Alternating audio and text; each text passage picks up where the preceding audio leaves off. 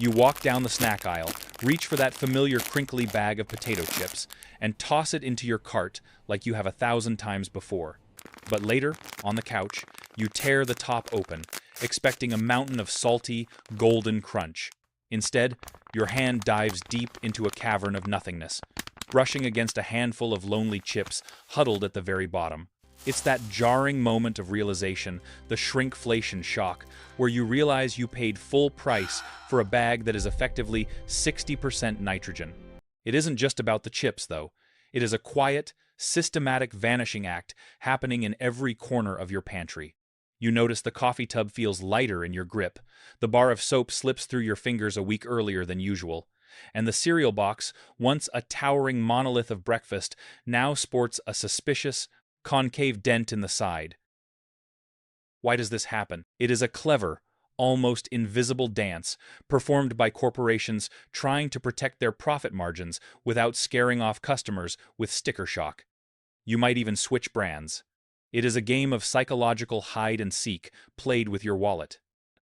Most of us assume the grocery store is a static place, a reliable anchor in our daily lives where things stay consistent. Behind those bright, colorful labels and carefully curated marketing campaigns lies a complex web of supply chain pressures, inflation, and manufacturing shifts that force companies to innovate in ways that don't necessarily favor the consumer. It is a mystery that hides in plain sight, tucked away in the fine print of net weights and serving sizes that almost nobody bothers to read. It is a silent tax on your household budget, one that doesn't show up on a bank statement, but is felt every time you finish a box of crackers in record time. Let's pull back the curtain on the mechanics behind the disappearing act. Think of your grocery budget like a bucket you're trying to keep filled. But lately, that bucket has developed a slow, rhythmic leak. This is the psychological sting of shrinkflation. It's a masterclass in misdirection. You might switch brands, grumble at the register, or skip the item entirely. Shrinkage, however, is a whisper. By shaving a few ounces off a bag of coffee or reducing the count in a box of granola bars, corporations bypass your natural defensive reaction. When the product gets smaller, but the cost stays fixed, your purchasing power doesn't just stagnate, it actively retreats.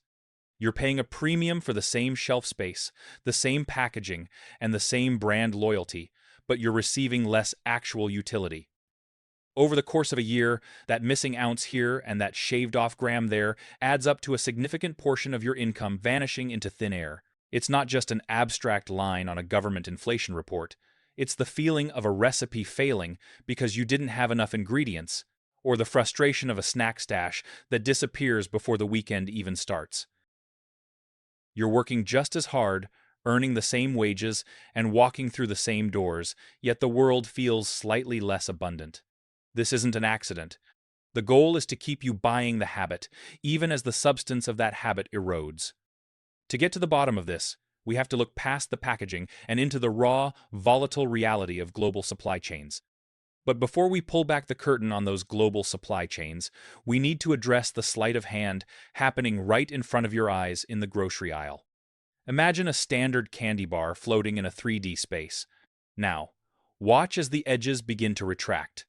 It's a subtle, digital morphing. The bar is losing mass, shedding a few grams of chocolate like an ice cube melting in the sun. That digit, let's say, $2 doesn't budge. By shaving off just a fraction of the volume, the manufacturer protects their profit margins without triggering your price hike alarm. You aren't paying more for the item, but you are paying significantly more for the actual unit of substance you're taking home. As the year progresses, we see a digital piston pressing down, forcing the level lower and lower. The box stays the same height, the shelf space remains unchanged, and the branding shouts the same promise. But inside, the physical reality is thinning. It's a psychological game of hide and seek. They rely on the fact that we buy by the package, not by the gram. We trust the visual anchor of the price tag more than our own intuition about weight. When the packaging can't get any smaller without becoming ridiculous, to understand why they're willing to play these games with our pantry staples, we have to look at the volatile ingredients that make up the very foundation of your daily life.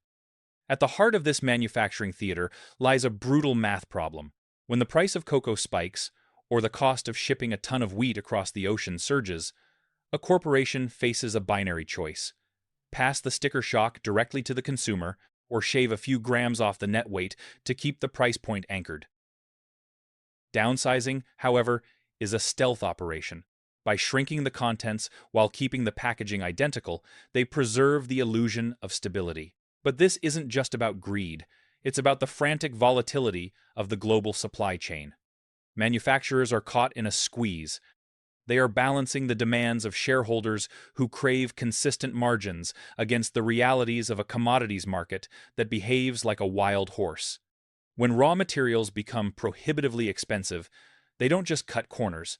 They re-engineer the entire product lifecycle to ensure that the bottom line remains untouched, even if the actual product you're holding is disappearing by the ounce.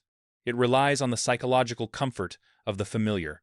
You see the same brand, the same logo, and the same vibrant colors, and your brain registers the purchase as a constant, even if the value proposition has quietly eroded.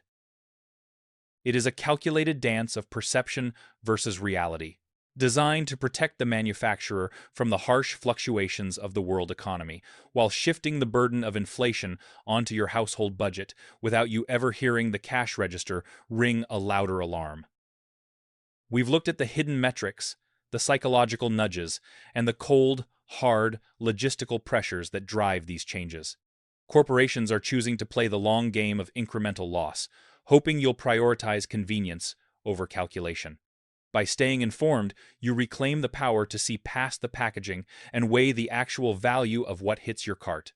If you found this deep dive into the invisible mechanics of your grocery store helpful, hit that like button to spread the word, and subscribe to stay sharp against the subtle shifts in our economy.